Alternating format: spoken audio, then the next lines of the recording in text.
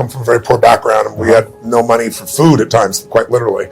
And it was rough. So I want to make sure money wasn't an issue for my future family. So I figured out how to make money. You don't do that by some new strategy. It's a psychological shift as well as a strategy shift. It's not about money. It's like growth. It's really your capacity to take your creativity and stop trading time for money. Time to become the chess player, not the chess piece. Yeah. Let me teach you so you understand what's going on. It's not that complex. They use all these big words, but when you know what's going on, you don't get screwed. And more importantly, you take advantage of the system instead of letting the system take advantage of you. Here's the truth. 96% of mutual funds don't match the market. That means 4% succeed.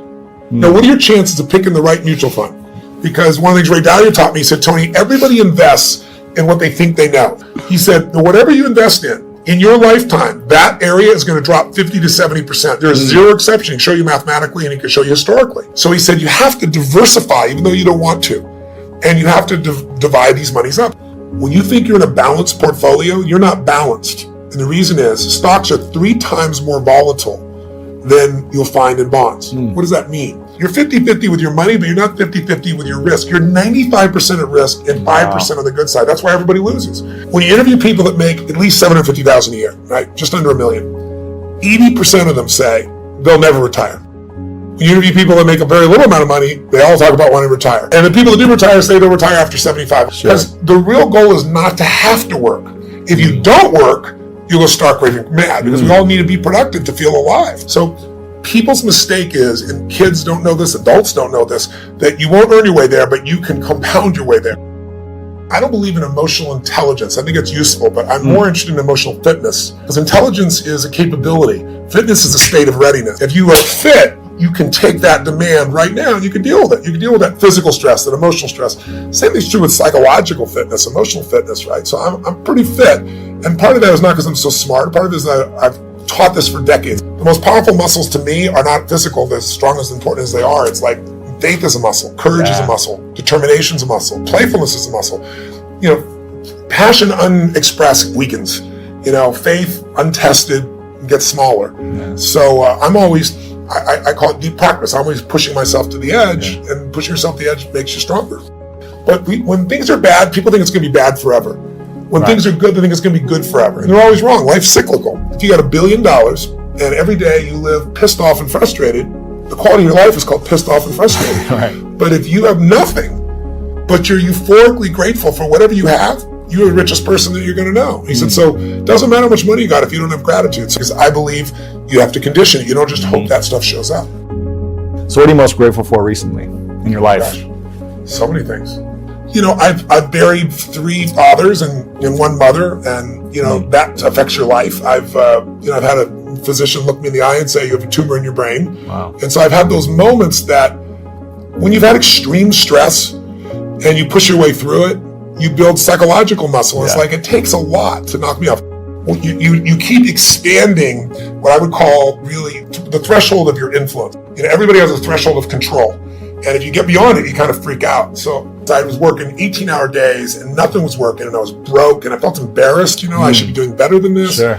And so I was driving home from Orange County on the 57th freeway in San Gabriel Valley. I remember it so vividly because it was almost midnight.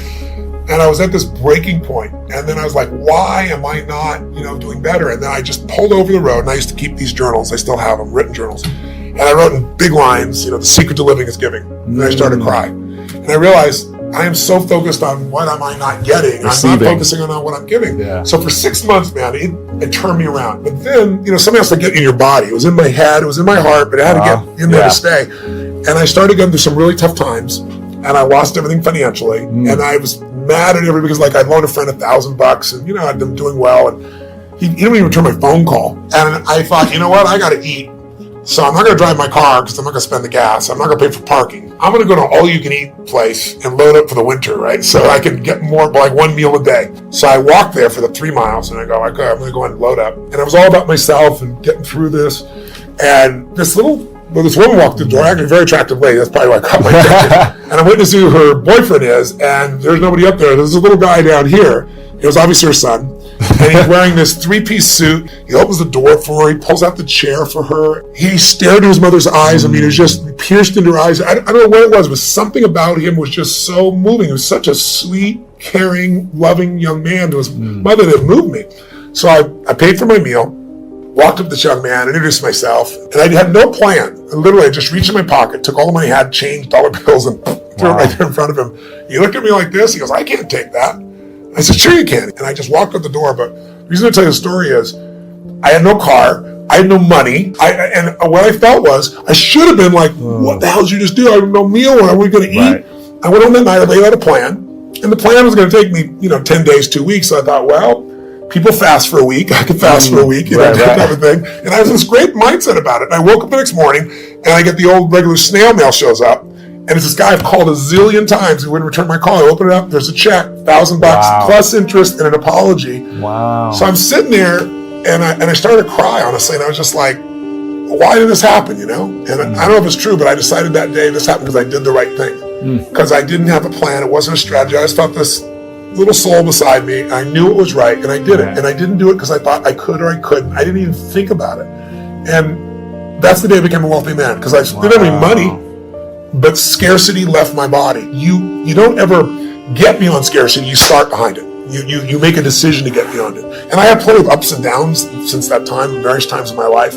But every interaction to me is an important interaction. And sometimes that interaction is just being kind. I know it sounds stupid, but kindness can, to the right place at the right time, somebody can be suicidal. You don't know it. They're being kind and it changes their state. Every single day, you got to feed and strengthen your mind. Until you do that, you're always going to be in fear. Because fear is automatic. The human brain is designed for survival. It's not designed for success. Your brain is not designed to make you happy. That's your job. And when you start seeing that somebody else can do it, and you see they really did, you start to believe, you start to get certainty. Massive action and constantly change your approach. And then it's find somebody worse off than you are and help them. Because when you do that, it gets you out of yourself. I feel like life is short, and while you're here, I want to have the most impact that I can. So I go deep and I go wide. What's your definition of greatness? To me, being great is being outstanding, to stand out from all the rest. And as you know, in sports, it can be by a few microseconds. If you stand out, you show other people what's possible. Not everybody likes that. Some people get angry and think you're showing them up. Other people get inspired. I've always been inspired by somebody who's the best in the world at what they do. And so I think greatness is somebody who just will not settle and finds a way to do, be, share, and create in life what they want, as opposed to fitting in. I think most people are trying to not be rejected. But if you want to have a quality life, I think you just have to put yourself on the line. And so to me, greatness is people that put themselves on the line, they keep growing, they won't settle. And so I want to give people freedom. To me, that's valuable. But, what I do with my life is I look at what I see that moves me. So when I find things that I'm very passionate about, I like to go deep. I think we live in a Facebook world, a Twitter world, a tweeting world, texting world, where people are, by technology, not realizing they're becoming more and more shallow. I mean, there are people ending relationships by texting. And I think a lot of people are dissatisfied because technology is making us go faster and faster. So I look for things to go deep in. And I think in our lives, there's a few areas that matter. Your body, your emotions, your spirit, your relationships, your economics, your business. Those half dozen or so areas I like going deep in, and I'm